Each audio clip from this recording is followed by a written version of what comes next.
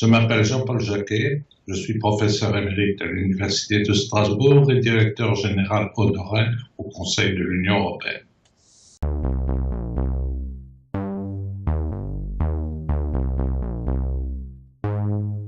Premier conseil, mais c'est classique, c'est le sujet. Je crois qu'il ne faut pas venir trouver un directeur en lui demandant est-ce que vous n'avez pas un sujet. Et le sujet, on doit en dégager le champ soi-même. Être, non pas possédé, mais être convaincu de l'intérêt de son sujet. Je crois que c'est le premier élément important. Sinon, ça devient un exercice qui est un exercice artificiel.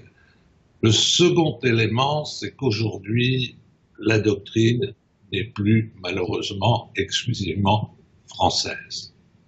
On ne peut pas négliger les apports doctrinaux, notamment anglo-saxons. La doctrine communautariste anglo-saxonne est très développée et germanique.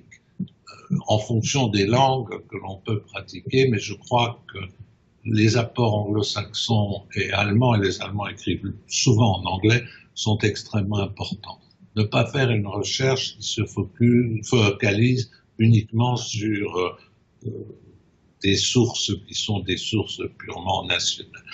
Troisièmement, il faut que la recherche soit utile. Il faut qu'elle puisse être utilisée. Il ne suffit pas de décrire des problèmes, mais il est important de proposer des pistes, de proposer des solutions, d'être proactif. Un des grands problèmes des chercheurs français, à mon avis, vous allez peut-être trouver que je suis trop critique, c'est qu'ils ont été éduqués dans la technique du commentaire. Ils adorent commenter les arrêts, on leur a appris à la faculté, ils révèrent la Cour, ils révèrent le Conseil d'État, mais la vie n'est pas uniquement dans les cours, je ne dirais même pas essentiellement dans les cours. On a à répondre à des problèmes de société, à des problèmes qui sont des problèmes qui se posent à nos concitoyens, et pour cela, ce sont des solutions qu'il faut présenter. C'est à l'imagination qu'il faut faire appel. On a besoin de juristes plus créatifs. Quand vous discutez avec un juriste anglais et que vous n'êtes pas d'accord avec lui, j'en ai eu l'expérience professionnelle des centaines de fois, il vous dit, bon, d'accord, si tu ne partages pas mon avis, je peux te présenter une autre solution, et si vous n'êtes pas d'accord avec l'autre solution, il vous en présentera une troisième, jusqu'à ce que vous tombiez d'accord. Donc avoir cette souplesse intellectuelle qui vous permet de savoir comment maîtriser la réalité, trouver de nouvelles voies pour la maîtriser, c'est très important dans ce travail. Sinon, il prendra la poussière sur les bibliothèques, ce qui peut satisfaire l'ego de certains, mais ce qui n'est pas utile à la société.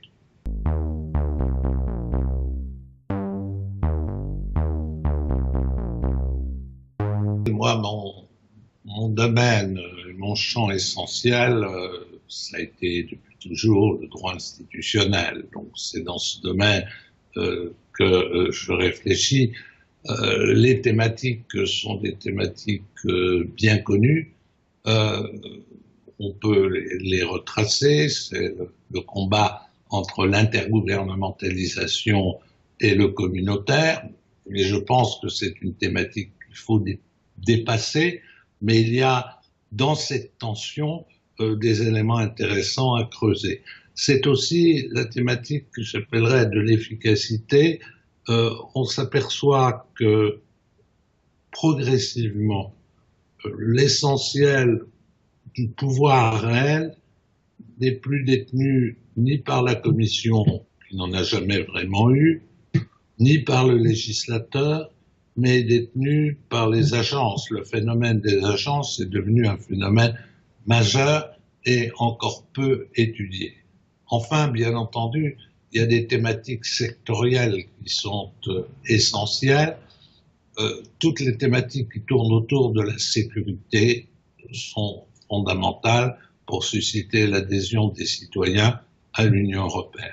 Qu'il s'agisse de la sécurité intérieure, je parlais du terrorisme, qu'il s'agisse du phénomène qui peut être déstabilisateur des migrations, qu'il s'agisse des différents aspects de la sécurité extérieure ou de la sécurité économique par la gestion de l'euro.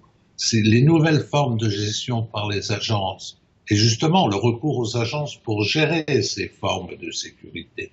Je pense à Frontex, je pense aux agences financières. Ce sont des thèmes qui sont très peu étudiés. On se focalise sur les grandes institutions et leurs œuvres, mais on se focalise très peu sur la délégation de tout un ensemble de fonctions à des organismes que personne ne contrôle véritablement. Et c'est dans ce domaine que se situe le développement institutionnel. Donc une nouvelle thèse sur l'accroissement du rôle du Conseil européen depuis Lisbonne ne sert à rien. Tout le monde en est convaincu, mais il y a encore des gens qui s'y risquent. On peut, par exemple, faire une thèse sur les rapports entre le Conseil et le Parlement dans le cadre de la codécision, mais ce genre de thèse a besoin d'être non pas théorique et descriptif, mais d'être étayé par des éléments concrets. Il faut aller dans le corps des procédures, voir quelle était l'influence réelle pour des procédures essentielles de telle ou telle décision. Il faut malaxer entre ses mains les réalités, alors on peut apporter quelque chose. Partir de l'intérieur vers l'extérieur, mais pas de la description externe. Ça, c'est pour les manuels.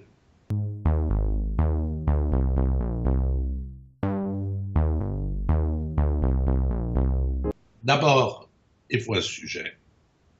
C'est-à-dire qu'un blog est destiné à réagir à l'actualité. Donc, il faut, moi, je tiens un blog, je fais un blog quand j'ai quelque chose à dire sur un sujet. C'est-à-dire que je ne m'inflige pas toutes les semaines, comme certains, le devoir de mettre quelque chose. Si je veux partager mes opinions et recevoir des commentaires sur mes opinions. Donc, il faut un sujet qui vous intéresse. Autrement, ce n'est pas la peine. D'autre part, il faut une opinion. Un blog n'est pas d'écrire, il est de soutenir une thèse, de défendre une thèse qui sera confrontée, qui sera critiquée. Sinon, c'est pas la peine. Un blog est un instrument d'opinion. C'est pas un instrument scientifique. Ça peut servir comme instrument pédagogique, mais c'est pas le but essentiel. C'est d'intervenir dans le débat européen. Il faut être simple, ne pas dépasser, même si on est coupable de le faire parfois, 4 ou 5 pages, 1 ou 2 pages serait la même chose. Sur le plan technique, il est très important d'introduire des liens hypertextes. Parce que le lecteur du blog, si vous lui citez un arrêt des conclusions du Conseil européen, il ne va pas cesser la lecture du blog pour aller voir. Mais il va cliquer immédiatement et si ça l'intéresse, il va l'enregistrer pour lui. Donc, essayez d'agréger tous les éléments externes que vous avez utilisés à travers des liens hypertextes, ça me semble quelque chose d'essentiel.